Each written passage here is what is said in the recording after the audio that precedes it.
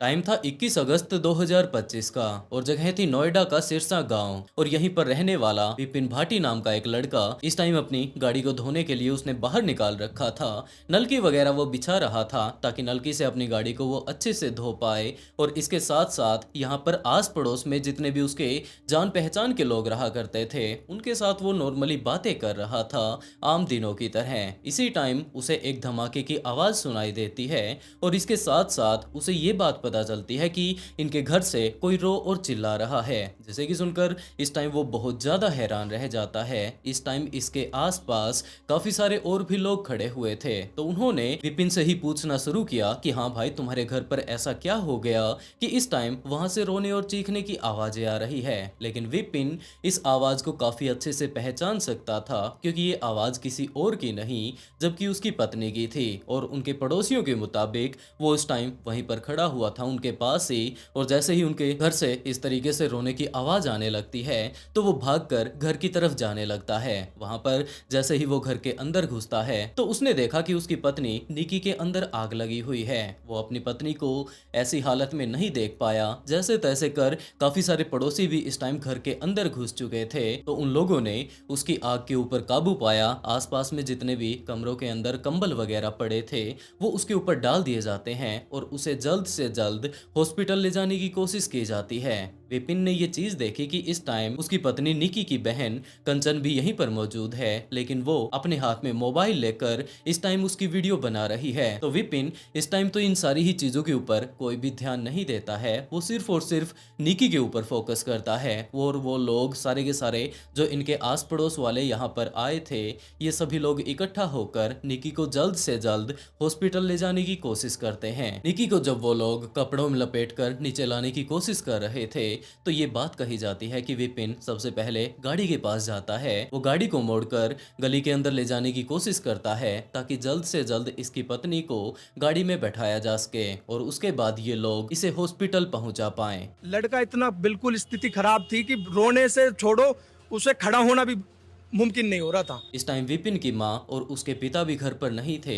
ये बात उनके पड़ोसियों के द्वारा बाद में मीडिया को बताई गई कि उसके पिता आसपास में यहीं घूमने के लिए गए हुए थे और दूसरी तरफ उसकी मां दया पड़ोस में दूध लेने के लिए गई हुई थी। लेकिन जब इनके घर से रोने और चीखने चिल्लाने की आवाज आने लगती है तो उसकी माँ को बताया जाता है और उसकी माँ भी जल्द से जल्द यहाँ पर आ पहुँचती है। लेकिन तब तक निकी को गाड़ी में बैठाकर हॉस्पिटल के लिए ले जाया जा चुका था। और बाद में तो एक वीडियो सोशल मीडिया पर काफी ज्यादा सर्कुलेट होने लगती है और उसके अनुसार कंचन बताने की कोशिश कर रही थी कि इनके घर वालों ने मिलकर उसकी बहन को इस तरीके से जिंदा ही जला दिया है। उसके जिंदा जलने की पूरी वीडियो बनाई गई थी। बाद में भी उसकी जैसी हालत थी, जिस तरीके की निकी की कंडीशन थी, वो वीडियो भी सोशल मीडिया पर काफी ज्यादा सर्कुलेट होती है। इसके अलावा भी बहुत सारी ऐसी वीडियो थी जिसमें कि कंचन ये बताने की कोशिश कर रही थी कि इसके ससुराल वाले इनके ऊपर कितना ज्यादा टॉर्चर करते हैं। ये इन्हें मारने पीटने की कोई कमी नहीं छोड़ते,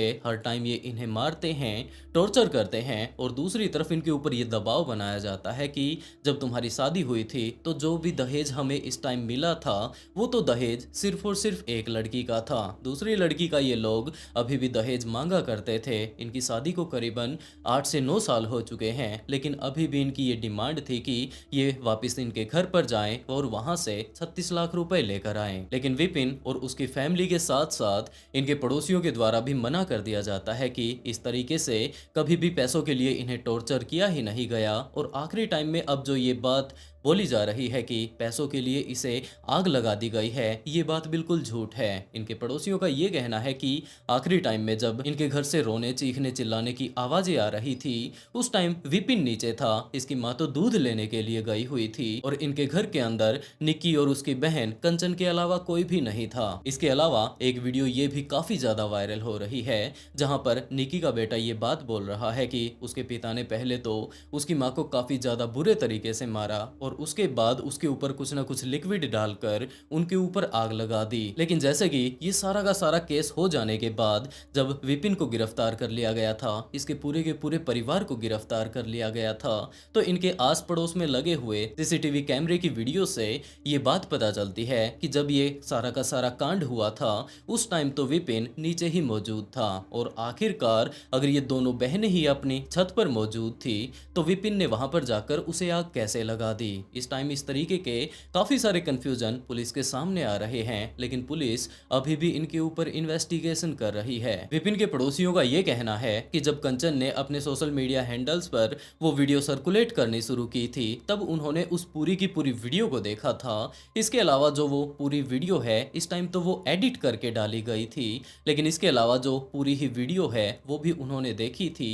और उसके अंदर कंचन अपनी बहन निकी से ये बात पूछ रही है कि तुमने ये क्या कर लिया, और दूसरी तरफ निकी अपनी बहन कंचन से मदद मांग रही है कि उससे गलती हो गई है, प्लीज वो उसकी मदद कर दे। जो कंचन ने उसकी बड़ी बहन ने शेयर किया है वो उसमें खुद आप वॉइस चेक करना, वो आप शुरू में खुद बोल रही है कि निक्की बहन तूने ये क्या कर लिया है, कोई किसी का नहीं होता है, एक बार मुझे तो बता देती। और वो बैठी बैठी ये बोल रही है बहन अब के बचा ले मुझसे गलती हो गई। बोला वीडियो साक्ष्य है हमारे पास, और जो कंचन ने अपने अकाउंट पे डाला था वो वीडियो वो डिलीट कर दिया है। और भी काफी सारी बातें इस केस के बारे में बताई जा रही है। ये बात कही जा रही है कि एक टाइम ऐसा था जब इन दोनों को ही बहुत ज्यादा जब टॉर्चर किया जाया करता था तो ये दोनों ही बहनें वापिस अपने घर पर चली गई थी। लेकिन इसके ससुराल वालों का ये कहना था कि हम लोगों ने दहेज के लिए इन्हें टॉर्चर नहीं किया था, जबकि मेन कारण ये था कि हमारे घर पर किसी भी चीज की कोई कमी नहीं है। जो ये लड़कियां कर रही हैं ये बिल्कुल भी हमारे परिवार को मंजूर नहीं है। ये मेकअप का काम करती हैं, दूसरी तरफ इंस्टाग्राम पर वीडियो बनाती हैं अलग अलग तरह की, तो हमारे गाँव का माहौल है ऐसा हम लोग बिल्कुल भी नहीं होने दे सकते। ये तो हमारे घर की इज्जत है और यही अगर ऐसा करेंगे तो हम लोग तो बाहर मुंह दिखाने लायक भी नहीं रहेंगे। इस तरीके की काफी सारी बातें इस टाइम इन दोनों ही परिवारों के बीच हुआ करती थी। और जब आखिरी टाइम में निकी और कंचन वापस अपने घर पर चली गई थी और ये बात कही जाती है कि इन दोनों ही परिवारों के बीच पंचायत हुई थी, तो उस पंचायत में भी ये डिसीजन लिया गया था कि कंचन और निकी एक तो इंस्टाग्राम पर रील बनाना छोड़ देंगी, दूसरी तरफ जो वो मेकअप का काम करती हैं वो उन्हें भी छोड़ देंगी। बदले में इसके परिवार के लोग इनका जो कुछ भी खर्चा वगैरह है वो उठाने के लिए तैयार हैं, लेकिन ये ऐसा काम नहीं करेंगी। और उसके बाद विपिन और रोहित अपनी पत्नी के साथ कभी भी लड़ाई नहीं करेंगे। इसी तरीके की कुछ एक बातें इन दोनों ही परिवारों के बीच तय होती हैं और उसके बाद निकी और कंचन वापस अपने घर पर आ जाती हैं। और इसके अलावा एक और वायरल वीडियो जिसमें कि विपिन के पेट पर चोट लगी हुई है, उससे खून बिल्कुल साफ निकलता हुआ नजर आ रहा है। वहां पर विपिन बहुत ज्यादा गुस्से में है, वो अपनी पत्नी को मार रहा है, उसके बीच उसकी माँ आकर उसे छुड़ा रही थी। ये वीडियो तब की बताई जा रही है जब निकी किसी का मेकअप करने के लिए जा रही थी और इस बात के लिए विपिन पहले ही मना कर चुका था। लेकिन अभी भी जब उसकी पत्नी इस काम पर जा रही थी, लेकिन विपिन ने इस बात से मना कर दिया कि उसे ये चीजें बिल्कुल भी पसंद नहीं और उसे नहीं जाना है। और इसी बात को लेकर वो उस टाइम लड़ाई हुई थी। बाद में ये सारी की सारी वीडियो एडिट करके कुछ इस तरीके से सोशल मीडिया पर डाली गई कि सभी लोगों को ये बात लगने लग जाए कि पहले तो इसे काफी ज्यादा बुरे तरीके से पीटा गया है और उसके बाद कोई ना कोई लिक्विड चीज डालकर इसके अंदर आग लगा दी गई होगी। वो वीडियो है नवंबर का, पिछले साल का, वो एडिट करके डाला हुआ था उस कंचन जी ने। और वो उसके बाद जब वो वीडियो वायरल हुआ है हमारा कैमरे वाला, तो उसने वो डिलीट कर दिया है। जो लड़का है विपिन, वो उसके शरीर पर कपड़े नहीं है तो उसके पीछे यहाँ जख्म है, वो उसी की घरवाली ने कैंची मारी थी, उसके निक्की जी ने उसके कैंची मारी। ये हुआ था कि पार्लर पड़ोस के गाँव में शादी थी, तो वो ऑर्डर आया था पड़ोस के गाँव में कि भाई हमारे घर पे आके हमारा मेकअप कर दो। इन्होंने मना किया। वो घर वाले इन लड़कियों की फ्रेंड थी वो, तो इन्होंने जिद किया कि मैं घर जाऊंगी। इस बात पे वो झगड़ा हुआ था, इसी बात पे उसने उसके कैंची मारी। उसके बाद वो उसे मारपीट कर रहा है, जो उसकी मम्मी है वो उसे बचा रही है। उसके तुरंत बाद का एडिट किया हुआ वीडियो हम आपको दिखा सकते हैं जिसमें उसकी मम्मी उसको मार रही है, अपने लड़के को। इनके पड़ोसियों ने ये भी बताया कि ये सारी की सारी वीडियो जब बनाकर उसने सोशल मीडिया पर डाल दी थी और उसमें ये बात बिल्कुल साफ साफ सुनाई दे रही थी कि बहन तुमने ये क्या कर लिया, तुम्हें ये नहीं करना चाहिए था। कुछ है कि इसी तरीके की बातें बिल्कुल साफ साफ देखी जा सकती थी। तो आखिर में कंचन ने अपने इंस्टाग्राम से डिलीट कर दिया। जो कंचन ने उसकी बड़ी बहन ने शेयर किया है वो उसमें खुद आप वॉइस चेक करना, वो आप शुरू में खुद बोल रही है कि निक्की बहन तूने ये क्या कर लिया है, कोई किसी का नहीं होता है, एक बार मुझे तो बता देती। और वो बैठी बैठी ये बोल रही है बहन अब के बचा ले, मुझसे गलती हो गई। खुला वीडियो? वो वीडियो साक्ष्य है हमारे पास, और जो कंचन ने अपने अकाउंट पे डाला था वो वीडियो वो डिलीट कर दिया है। कंचन के परिवार वालों का ये दावा था कि उन्होंने इस कांड को रचा और उसके बाद अच्छे से उनकी बेटी का इलाज तक नहीं करवाया। वो लोग बीच में ही उसे छोड़कर वहां से भाग जाते हैं। अगर उनकी बेटी को टाइम से हॉस्पिटल पहुंचा दिया जाता तो जरूर उसकी जान बच जाती। लेकिन दूसरी तरफ ससुराल में मौजूद जितने भी उनके पड़ोसी थे उनका ये दावा है कि उन्होंने तो काफी अच्छे से उसका ले जाकर इलाज करवाया था, लेकिन वो अपनी जान गंवा चुकी थी और उसने ये आग अपनी मर्जी से खुद ही लगाई थी। उसका पूरा का पूरा परिवार आखिरी टाइम तक यहाँ पर था। उन्होंने ही उसका अंतिम संस्कार किया था, वो कहीं पर भी भागकर नहीं गए थे। इसी तरीके की काफी सारी बातें और भी बाद में सामने आती हैं और उस सीसीटीवी वीडियो में हम लोग ये बात बिल्कुल साफ साफ देख भी सकते हैं कि विपिन भाटी अपने घर के नीचे है और जैसे ही ये घटना घटती है तो वो भागकर अपने घर के अंदर जाने की कोशिश करता है। इनके घर के बाहर जो एक गाड़ी खड़ी हुई थी वो उसे चलाता है, उसे अंदर ले जाने की कोशिश करता है और वो लोग जल्द से जल्द निकी को हॉस्पिटल पहुंचा देना चाहते थे। लेकिन उस टाइम विपिन की हालत खुद की काफी ज्यादा खराब हो चुकी थी। वो अपनी पत्नी को ऐसी हालत में देखकर, जिसके चलते उसके चाचा सामने आते हैं और उन्होंने उसे ड्राइवर सीट से हटाया। उनके चाचा के लड़के ने गाड़ी चलाई क्योंकि इस टाइम विपिन अपने आप को अच्छे से नहीं संभाल पा रहा था और उसके चाचा समझ चुके थे कि ये बंदा ऐसी हालत में गाड़ी नहीं चला सकता, जिसके चलते दूसरे बंदे ने गाड़ी चलाई थी और उसके बाद वो लोग उसे हॉस्पिटल लेकर गए थे। इस टाइम दोनों ही पक्ष पुलिस के सामने अपनी अपनी बातें रख रहे हैं और उसके बाद तो पुलिस ऑफिसर्स यहाँ पर आ ही चुके थे और उन्होंने विपिन को गिरफ्तार कर लिया। विपिन को जब वहां से ले जाया जाता है तो उनके पड़ोसियों के अनुसार विपिन ने तो कुछ किया ही नहीं था, जिसके चलते वो वहां से जाने की कोशिश करता है और इसी जाने के चक्कर में उसे कुछ भी समझ नहीं आ रहा था और इसी टाइम भागते टाइम पुलिस ने उसके पैर पे गोली चला दी थी और उसके बाद उसे भी हॉस्पिटल ले जाया जाता है और उसका ट्रीटमेंट करवाया जाता है। इस टाइम अगर देखा जाए तो दोनों ही पक्ष अपनी अपनी बातें सामने ला रहे हैं, लेकिन इन सारी ही चीजों के बारे में डिटेल से तो या तो कंचन बता सकती है कि वहां पर हुआ क्या था या फिर सिर्फ और सिर्फ निकी को इस बारे में पता था। तो निकी तो अपनी जान गंवा चुकी है, कंचन ही अच्छे से बता सकती है कि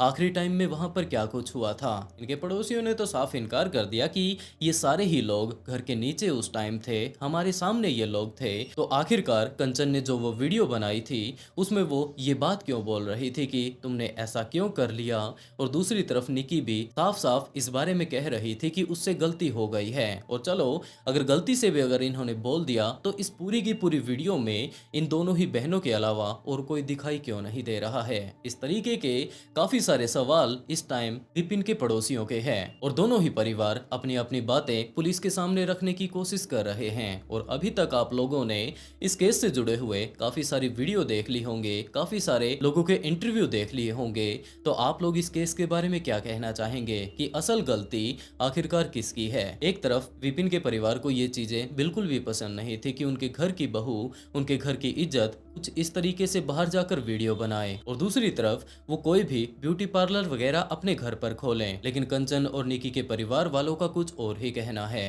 उनका कहना है कि इन्होंने तो हमारी बेटी को दहेज के लालच में मारा है।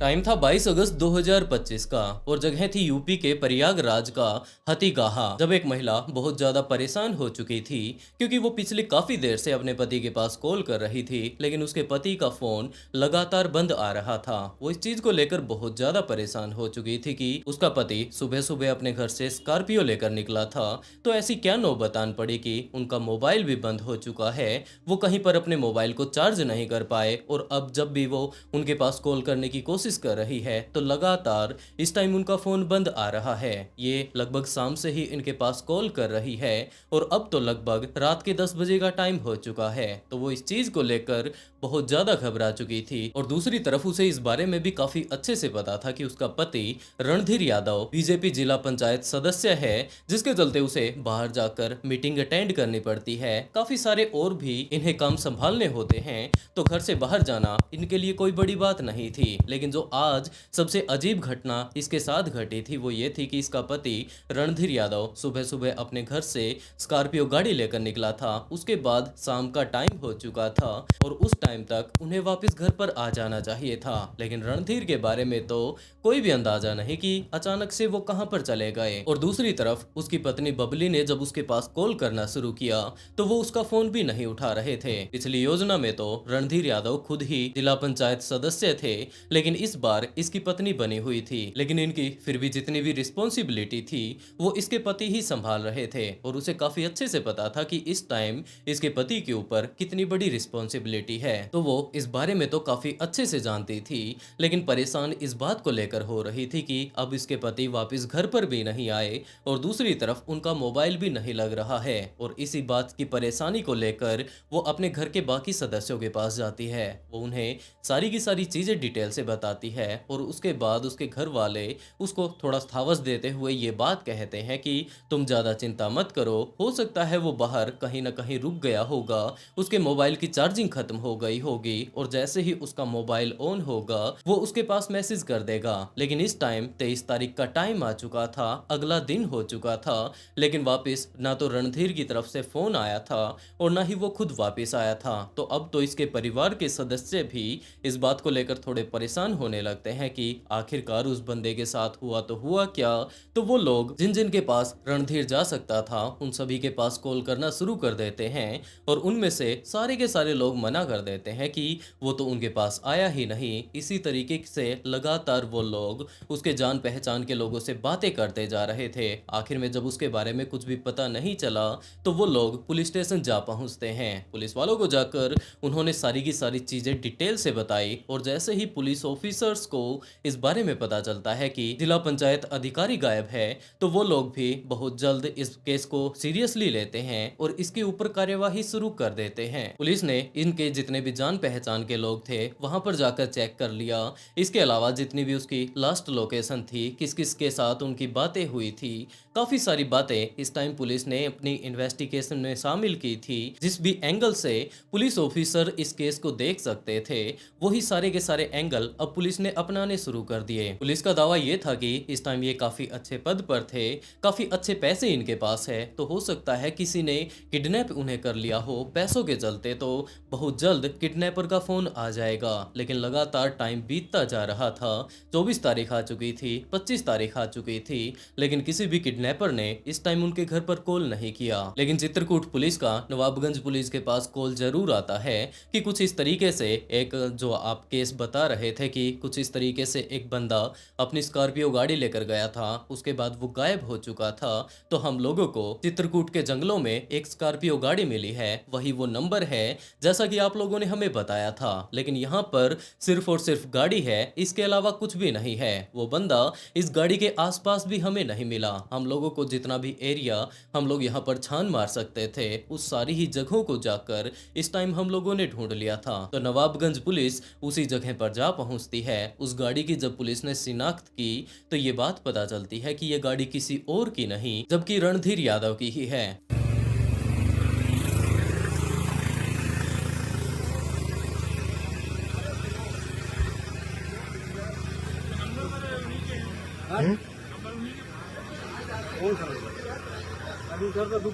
हाँ हाँ अच्छा हाँ हाँ बना लिए, अंदर की भी नहीं लिए। हाँ ये हो गया, अब छोड़ दो।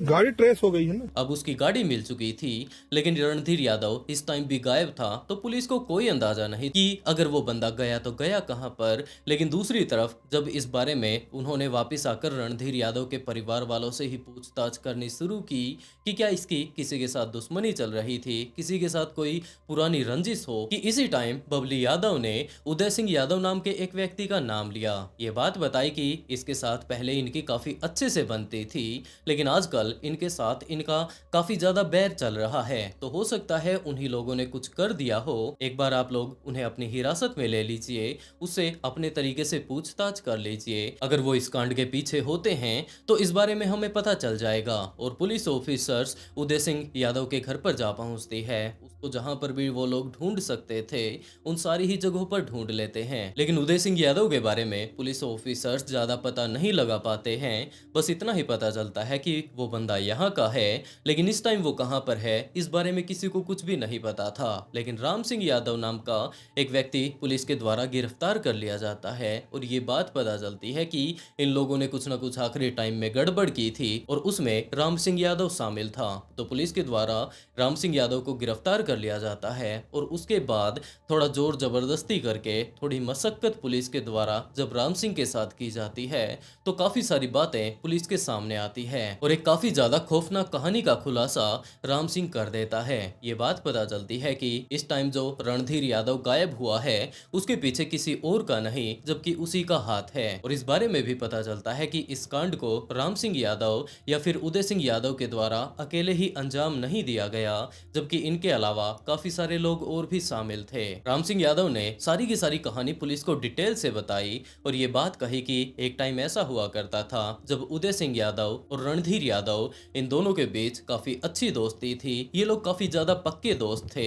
रणधीर यादव को किसी न किसी काम के चलते, क्योंकि इस टाइम वो जिला पंचायत सदस्य था, उसे बाहर जाना रहा करता था और वो अपने साथ डॉक्टर उदय सिंह यादव को ले जाया करता था। वो उसका पूरा का पूरा सोशल मीडिया वगैरह संभाला करता था, क्योंकि अकेले तो वो सारी ही चीजें नहीं कर सकता था। तो उसने अब अपने दोस्त के ऊपर उसे पक्का विश्वास था, तो उसने अपना सोशल मीडिया इसे ही संभलवा रखा था। इन दोनों की काफी अच्छे से बना करती थी। कभी कभार उदय सिंह यादव रणधीर के घर पर आ जाया करता था, कभी कभार रणधीर यादव उदय भान के घर पर चला जाता और काफी बार ऐसा हुआ करता था जब उदय सिंह अपने घर पर नहीं होता तो वो इसी तरीके से नॉर्मली वापस नहीं आ जाया करता था, जबकि वो उसके घर पर ही बैठकर वहीं पर उसकी वेट करने लगता। दूसरी तरफ उदय सिंह की पत्नी उसके साथ वहां पर बैठकर नॉर्मली बातें कर लिया करती थी, उसे चाय वगैरह बना कर दे दिया करती थी। और इसी टाइम उदय सिंह की पत्नी बबली और रणधीर के बीच काफी ज्यादा करीबियां आ जाती है। एक टाइम ऐसा भी आया जब उदय सिंह यादव नैनीताल घूमने के लिए जाने की अपनी कुछ एक तैयारियां कर रहा था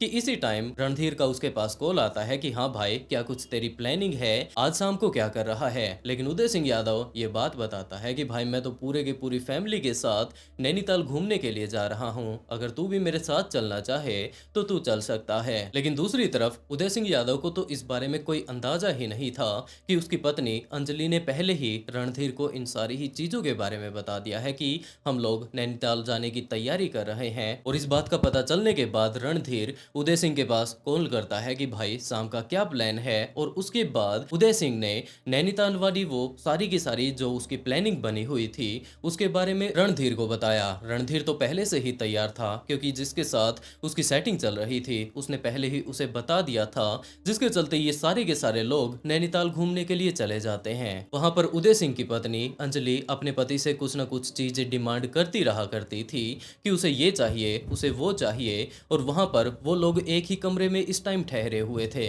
पक्का उसे उदय सिंह को विश्वास था कि ये मेरे बिल्कुल फैमिली के मेंबर जैसा है, तो इसके साथ दूसरा कमरा लेने की क्या जरूरत है। तो वो लोग इस टाइम एक ही कमरे में रुके हुए थे। तो अंजलि बार बार अपने पति से ये डिमांड करती रहा करती थी कि उसे तो ये चाहिए, उसे वो चाहिए, जिसके चलते उदय भान बाहर जाता रहा करता था। रणधीर और अंजलि अपने प्राइवेट मूवमेंट को एंजॉय किया करते थे। लेकिन एक दिन ऐसा भी आया जब उदय भान टाइम से पहले ही वापस आ जाता है। वो बीच से ही वापस लौट कर आ गया था, क्योंकि उसे कुछ काम याद आ गया और उसी टाइम उसने ये चीज देखी कि उसका पक्का दोस्त रणधीर सिंह और उसकी पत्नी अंजलि आपस में फिजिकल रिलेशन बना रहे हैं। इसे देखकर उसे बहुत ज्यादा गुस्सा आता है और उसके बाद वो वापस अपने घर पर आ जाते हैं। इस टाइम इन दोनों के ही बीच बहुत ज्यादा लड़ाई हो चुकी थी, जिसके चलते अब इन दोनों का जो एक टाइम में ये दोनों आपस में पक्के दोस्त हुआ करते थे, लेकिन अब तो इन्होंने आपस में मिलना तक बंद कर दिया था। और अभी कुछ एक दिन पहले 11 जुलाई 2025 को किन्हीं कारणों के चलते अंजलि की मृत्यु हो जाती है। उदय सिंह को पक्का इस बात का विश्वास था कि उसकी पत्नी ने अपनी जान इसीलिए गंवाई है क्योंकि उसके पति को यानी कि उसे पता चल चुका था कि उसकी पत्नी का बाहर कहीं अफेयर चल रहा है। आखिर में वो उससे नजरें नहीं मिला पाई और अब उसने अपनी जान दे दी। तो अपनी पत्नी अंजलि की मौत का कारण वो रणधीर सिंह को माना करता था। लगभग 2 महीने इन सारी ही चीजों को बीत जाते हैं और उसके बाद टाइम आता है 22 अगस्त 2025 का, जब उसके दिमाग में ये बात आने लगी कि इस आदमी के कारण उसकी पत्नी ने अपनी जान गंवाई है तो ये जिंदा कैसे घूम सकता है। और उसके बाद किसी तीसरे बंदे की मदद से राम सिंह यादव को बीच में लाया जाता है।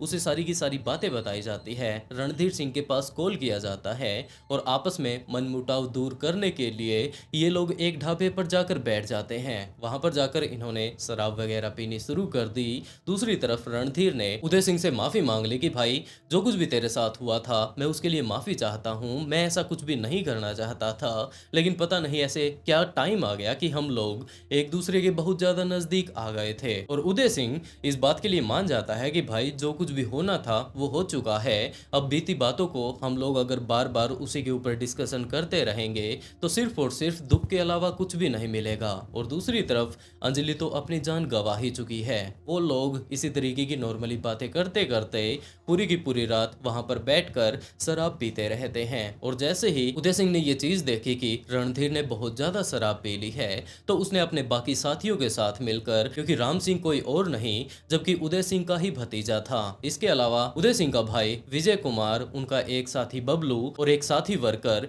इस टाइम यहाँ पर आए हुए थे। इन तीनों ही लोगों ने मिलकर रणधीर सिंह को वहां पर जकड़ लिया और उसके बाद इस टाइम उसने शराब तो काफी ज्यादा पी ली थी, उसके गला घोटकर वहीं पर वो लोग उसकी जान ले लेते हैं। लेकिन वो लोग उसे यहीं पर नहीं छोड़ देना चाहते थे, जिसके चलते वो लोग उसे पकड़कर अब उन्होंने उसकी गला घोटकर जान तो ले ही ली थी। वो लोग उसे ले जाकर बमरोली के स्टेशन के रेलवे लाइन पर रख देते हैं। वहां पर ही वो लोग खड़े रहते हैं। तो जैसे ही वहां से एक ट्रेन गुजरती है तो रणधीर की बॉडी इस टाइम काफी सारे हिस्सों में बिखर चुकी थी। तो वो लोग इसी टाइम यहाँ से जाने वाले नहीं थे, जबकि उस बॉडी को वो लोग दोबारा से उठाते हैं, उसके एक एक हिस्से को, और दोबारा से उसी ट्रेन की पटरी पर रख देते हैं। दूसरी ट्रेन आती है और दूसरी ट्रेन की चपेट में आने के बाद तो इसकी बॉडी काफी ज्यादा बुरे तरीके से बिखर चुकी थी। उसके बाद ये लोग यहाँ से चले जाते हैं और जब इन सारी ही चीजों के बारे में पता चलता है, वहां पर जाकर उसकी बॉडी को चेक किया जाता है तो ये बात पता चलती है कि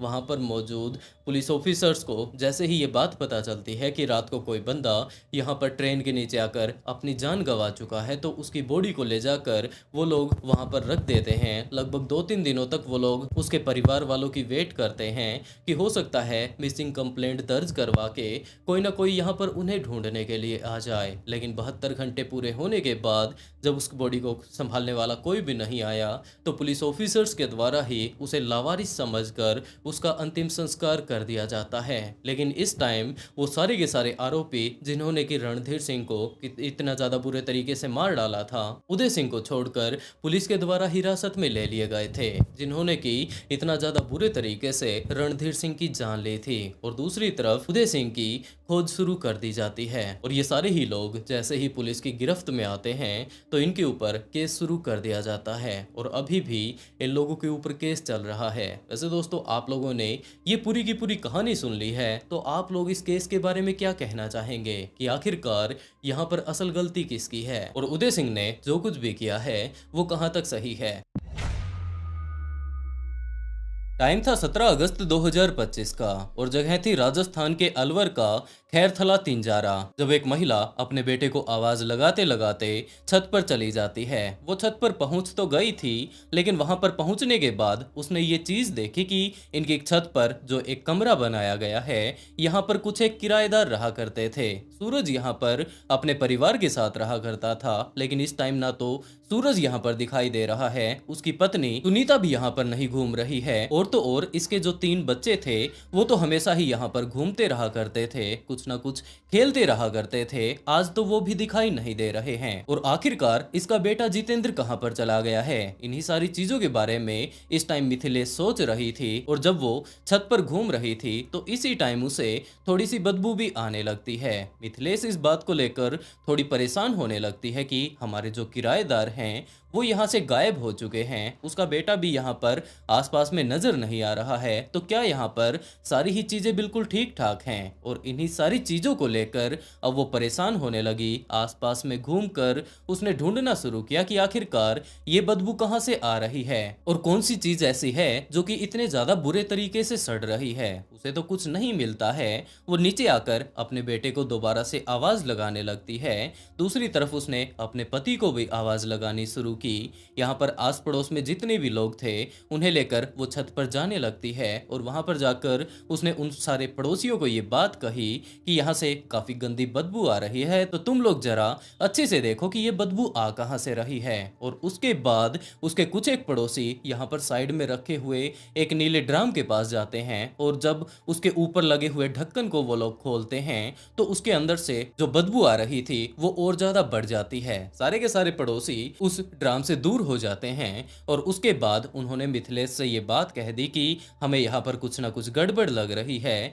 आप सीधा का सीधा पुलिस के पास कॉल कर दीजिए। अगर कुछ होगा तो आकर पुलिस संभाल लेगी और अगर नहीं भी होता है तो आपको रिस्क तो नहीं लेना चाहिए। तो मिथिलेश नीचे जाती है और वहां पर जो कोई भी उसे मिल सकता था उसे ये बात कही कि तुम सिर्फ पुलिस के पास कॉल कर दो और पुलिस को यहाँ पर बुला लो। जैसा कि पुलिस को बताया गया था कि इनके घर में जो एक नीला ड्राम है उसके अंदर से बहुत ज्यादा गंदी बदबू आ रही है, तो प्लीज आप एक बार आ जाइए। मैं दूसरे दिन ऊपर गई तो मेरे को तो बदबू सी आई। मैं समझी कि पता नहीं कोई जानवर मरा क्या। ये भाई हर को बुला कर ने दिखाई, भाई देखिए क्या है की बदबू आ रही है। तो इन्होंने बताई कि ऐसे लग रहा है घंटी इसमें कुछ मरा पड़ा है आदमी किसी मृत्यु। हाँ, फिर मैंने 100 नंबर पे फोन किया, पुलिस आकर नहीं, उन्होंने नहीं संभाला सब काम। मैं घबरा गई थी, मुझे कुछ नहीं पता था। उसके बाद किराएदार 5 थे, 3 बच्चे थे, 2 मियाँ बीवी थे। मेरे को तो दूसरे दिन पता चला जब वो भी ना आया, बेटा भी ना आया और वो भी फिर मैं ऊपर जाके देखी तो मन की वो भी उनके साथ ही गए थे। और जैसे ही पुलिस को इस नीले ड्राम की कहानी के बारे में पता चलता है तो वो लोग यहाँ पर आ भी पहुँचते हैं और इसे खोलने से पहले ही पुलिस ने वहाँ पर वीडियो बनानी शुरू कर दी थी। जैसा कि हम लोग इस एक्चुअल वीडियो में देख भी सकते हैं कि एक बंदा जाकर इस ड्राम के सबसे पहले ढक्कन को खोलता है। अंदर जैसे ही पुलिस ने देखना शुरू किया तो उसके अंदर काफी सारे कपड़े डाले गए थे। पुलिस ने एक एक करके उन सारे ही कपड़ों को बाहर निकालना शुरू कर दिया और उसके बाद जो बंदा वो कपड़ा निकाल रहा था उसने ये बात कही कि इसमें काफी सारा नमक डाला गया है और एक डेड बॉडी इस टाइम इसके अंदर है। और उसके बाद तो उस ड्राम के अंदर जो बॉडी थी पुलिस ने उसे बाहर निकाल लिया, उसे अपने कब्जे में ले लिया और इस केस के ऊपर इन्वेस्टिगेशन करनी शुरू की। मिथिलेश से जब इस बारे में पूछा जाता है तब मिथिलेश ने बताया कि इस टाइम इसका बेटा जितेंद्र घर से गायब है। दूसरी तरफ जो ये बंदा यहाँ पर ड्राम में मिला है ये तो सूरज है। ये इनके घर पर किराए पर रहा करता था, लेकिन ये यहाँ पर अकेला नहीं था, जबकि इसका तो पूरा का पूरा परिवार इसके साथ रहा करता था। इसकी पत्नी सुनीता यहाँ पर रहती थी, इनके 3 बच्चे यहाँ पर रहते थे। लेकिन जैसे ही आज ये छत पर आती है तो इसने देखा कि यहाँ पर कोई भी नहीं है और आखिरी टाइम में जहाँ पर अब ये नीले ड्राम में सूरज मिला है, ये वाला ड्राम तो सुनीता ऊपर छत पर लेकर आई थी क्योंकि उसका ये कहना था कि छत पर पानी नहीं चढ़ रहा है, पानी की उन्हें बहुत ज्यादा किल्लत महसूस हो रही है, तो क्या वो एक ड्राम उन्हें दे देंगी। पुलिस मिथिलेश से जो कुछ भी पूछ सकती थी वो सारी ही चीजें पूछ लेने के बाद पुलिस इस केस के ऊपर कार्यवाही करने भी लगती है। और इस घटना के बस 2-3 दिन बाद ही पुलिस के पास एक कॉल आता है और कॉल करने वाले ने ये बात बताई थी कि जनाब, मैंने अखबार में एक न्यूज पढ़ी थी कि एक बंदे ने इस तरीके से एक मजदूर को मार दिया है और उसके बाद वो उसकी पत्नी और 3 बच्चों को लेकर फरार है और एक बंदा अब हमारे यहाँ पर आया है, वो अपना आधार कार्ड देने से मना कर रहा है। उसका ये कहना है कि वो इस टाइम बाहर से कहीं से आया है, बिहार यूपी की तरफ से, लेकिन वो अपने साथ आधार कार्ड नहीं लाया। लेकिन जो एक अजीब चीज हम लोगों ने इस बंदे के अंदर देखी है वो ये है कि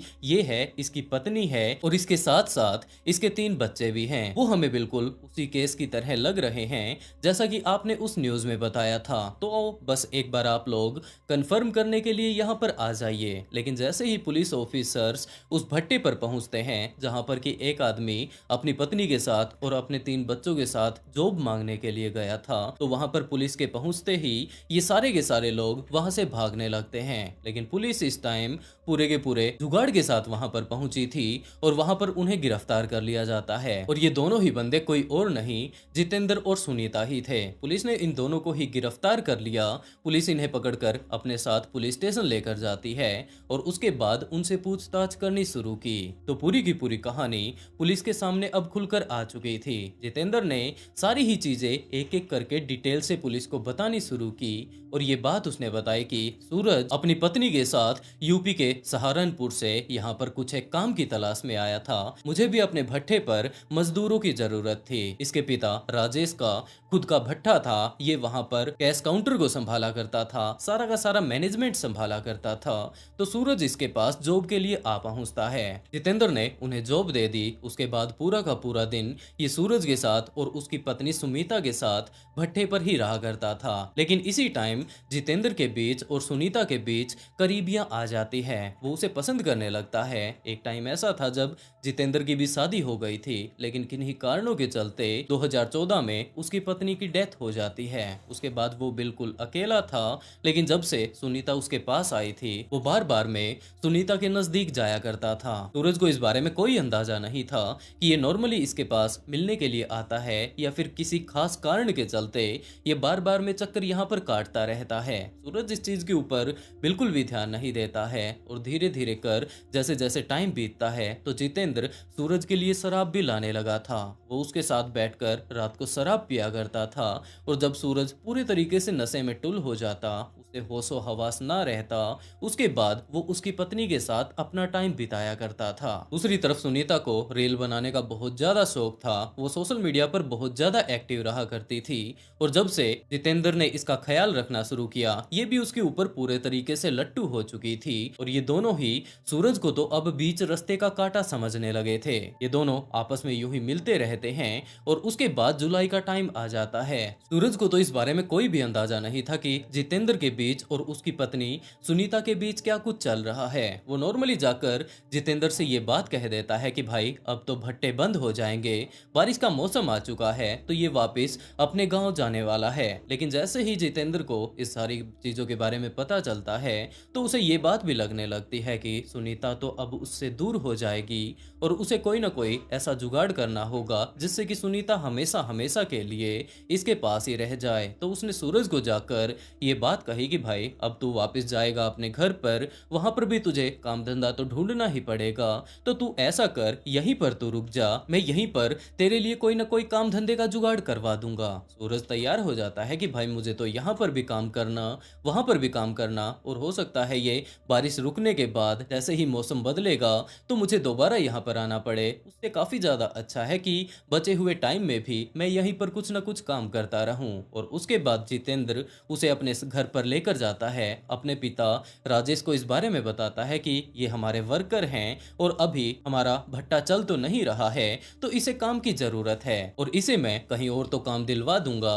वैसे भी हमारा घर काफी बड़ा है, छत पर अगर देखा जाए तो चौबारा ज्यादातर खाली ही रहता है, तो क्यों न हम लोग इसे वहां पर किराएदार के तौर पर रख लें। इसकी माँ को भी इस चीज में कोई दिक्कत नहीं थी कि हर रोज घर का साफ सफाई ही होगी, अगर ये लोग छत पर रहते हैं तो वहां की भी सफाई होती रहेगी, हर रोज झाड़ू लगा करेगी और जो जगह अब पूरे तरीके से खाली पड़ी रहती है उसकी भी थोड़ी देख रेख हो जाएगी। तो मिथिलेश इस बात के लिए मान जाती है और उसके बाद सूरज को और उसकी पत्नी अनीता को उसके तीनों ही बच्चों के साथ ऊपर चौबारे में शिफ्ट कर दिया जाता है। वो वहीं पर रहा करते थे।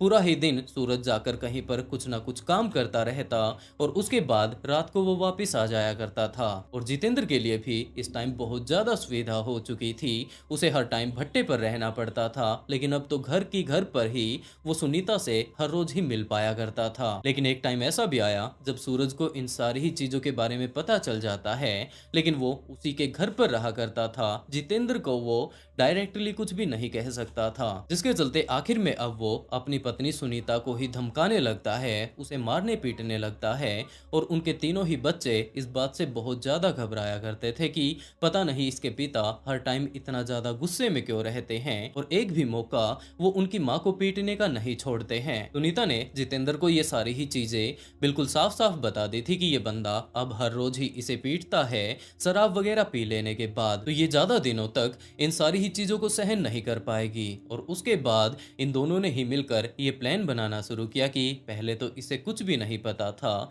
लेकिन अब इसे पता चल चुका है और ये हम लोगों के लिए और ज्यादा बड़ी मुसीबत खड़ी करे उससे पहले ही हमें बीच रास्ते से इसे हटा देना चाहिए। क्योंकि वो जब भी जाकर सुनीता को मारा करता था तो ये सारी ही चीजें जितेंद्र को बिल्कुल भी अच्छी नहीं लगती थी। वो उसे किसी भी तरीके से बचा लेना चाहता था क्योंकि अब वो उसे प्यार करने लगा था, जिसके चलते आखिर में उन्होंने ये प्लान बनाया कि हम लोग इसे ठिकाने लगा देंगे। सबसे पहले तो सुनीता नीचे जाती है, मिथिलेश को जाकर वो ये बात कहने लगती है कि पानी की बहुत ज्यादा दिक्कत रहती है, ऊपर पानी नहीं चढ़ता, थोड़ी बहुत देर के लिए ही पानी आता है, तो उसे पानी स्टोर करने के लिए एक ड्राम की जरूरत है। इस टाइम इनका भट्टा रुका हुआ था, भट्टे पर काफी सारे ड्रामों की जरूरत रहती थी, लेकिन अब जरूरत ना पड़ने के कारण वो सारे के सारे ड्राम इन लोगों के द्वारा घर पर ही लाए गए थे।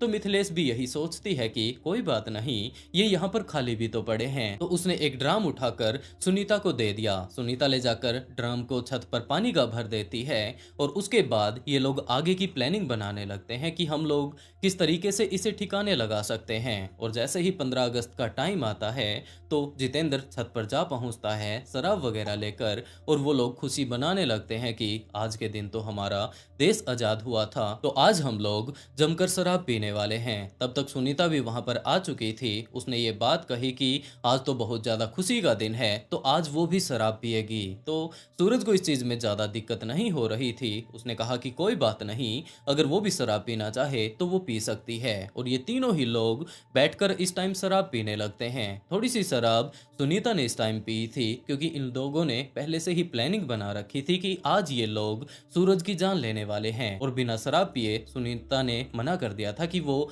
अपने पति की जान नहीं ले सकती। दूसरी तरफ जितेंद्र को देखा जाए तो वो भी कोई प्रोफेशनल किलर नहीं था, तो उसने भी यही बात कही कि उसे भी बहुत ज्यादा शराब पीने पड़ेगी, उसके बाद जाकर वो इतनी हिम्मत जुटा पाएगा कि वो किसी का कत्ल कर पाए। सूरज को तो उन्होंने जितनी वो लोग शराब पिला सकते थे वो लोग जमकर शराब पिलाते हैं। और जैसे ही सूरज के ऊपर अब नशा चढ़ने लगता है तो उसे ये बात याद आने लगती है कि इस बंदे का उसकी पत्नी के साथ अफेयर चल रहा है। तो वो उसे तो कुछ कह नहीं सकता था क्योंकि अभी भी उसने जॉब दे रखी थी, पहले भी वो उसी के भट्टे पर काम किया करता था। वो अपनी पत्नी को कुछ भी कह सकता था, तो वो वहीं पर अपनी पत्नी को पीटना शुरू कर देता है। इस टाइम उनके तीनों ही बच्चे वहीं पर मौजूद थे। उन्होंने 2 बच्चों को तो सुला दिया था, लेकिन जब यहाँ पर लड़ाई होने लगती है तो उनका सबसे बड़ा बेटा उठकर वहीं पर आकर दरवाजे पर खड़ा हो जाता है और ये चीज देखने लगता है कि उसके पिता उसकी माँ को कितना ज्यादा बुरे तरीके से मार रहे हैं। और इसी टाइम बीच में जितेंद्र आता है, वो